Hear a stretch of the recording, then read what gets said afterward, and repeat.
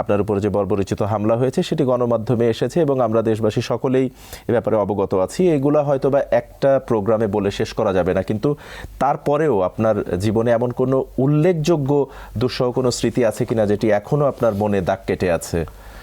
দেখেন, আমার উপরে দিয়ে যে পরিমাণ স্টিমরোলার চালানো হয়েছে প্রত্যেকটা ঘটনাই খুবই উল্লেখযোগ্য।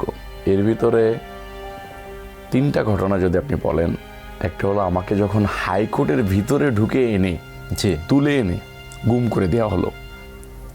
হাইকোর্টের ভিতরে ঢুকে তুলে এনে আমাকে গুম করে দেওয়া হলো। এটাও কি সম্ভব? এটাও সম্ভব। 4 দিন পরে রুহুল কবির রিজভী ভাই, বিএনপির সিনিয়র যুগ্ম মহাসচিব, উনি প্রেস ব্রিফিং করার পরে উনি নির্দিষ্ট হয়ে বলল যে ঢাকা মহানগর পূর্ব ছাত্রদলের সাংগঠনিক সম্পাদক রবিউল ইসলাম নয়নকে ডিবির হেফাজতে ডিবি তুলে নিয়েছে, আমরা আইডেন্টিফাই করতে পেরেছি, কিন্তু তাকে দেওয়া হচ্ছে না। এই 3-4 দিন পরে যখন প্রেস ব্রিফিং করলো, একটা পর্যায়ে তারা আমাকে শাহজাহানপুর থানায় একটা অস্ত্র মামলা দেখায় চালান করলো। এটা হলো মানে আমার কাছে অবাক লাগে যে হাইকোর্ট বাংলাদেশের সর্বোচ্চ জায়গা। এটা একটা গেল। জুলাই আগস্ট আন্দোলনে আমি মালিবাগ মোড়ে দাঁড়ায় আছি সন্ধ্যার সময়, সবাই খুঁজতেছে। আমার কাছে মনে হলো যে আমাকে মিছিল করতে হবে, আমাকে মিছিল করতেই হবে, লোকজনদেরকে সুসংগঠিত করতে হবে। আমি দিনের বেলায় কারফিউ ভেঙে মিছিল করছি, আমার কাছে মনে হয়েছে রাত্রেও আমি মিছিল করব।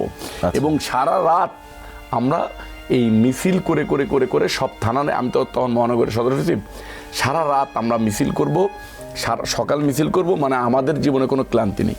আচ্ছা, হঠাৎ করে মালিবাগ মোড়ে আমি দেখলাম যে আপনার মৌচাক দিয়ে দিক থেকে 3টা গাড়ি আসতেছে, শাসা করতে করতে গাড়ি চলে আসতেছে। আচ্ছা, আসার পরে আমি দেখতেছি যে আসতেছে, আমার কাছে সন্দেহ মনে হলো আমার সাথে যে ছেলেটা ছিল, ইমন নাম, আমি ওকে বললাম যে হুন্ডা টান দাও। ও হুন্ডায় উঠে টান দিতে দিতে মানে ও হুন্ডা স্টার্ট দিলে আমি গাড়ি পিঠে বসবো, আইসেই মনে করেন আপনার মাইক করে ভিড়াই দিয়ে ও আবার সাংবাদিকতা করতো। ওর শরীরে প্রেস পরা ওই যে জ্যাকেট, আমাকে মনে করে ওই ইমন পড়ে গেল। যখন গাড়ি ভিড়াই দিছে, গাড়ি মাইরে দিছে, পড়ে যাওয়ার পরে ওর মাথায় এরকম ঠাইসে ধরে রেখে ওর পায়ে, শোল্ডারে, মোল্ডারে, এই হাতেটাতে গুলি করলো, ঠেকায় গুলি করলো রাস্তার উপরে একদম প্রকাশ্য।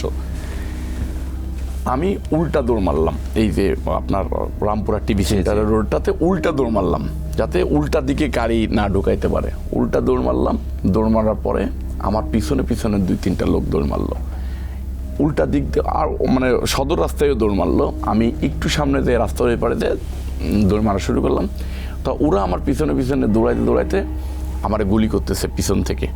মনে হচ্ছে যে এটা একটা মোস্তফা গেম, আমার পিছন থেকে একাধারে গুলি করতেছে।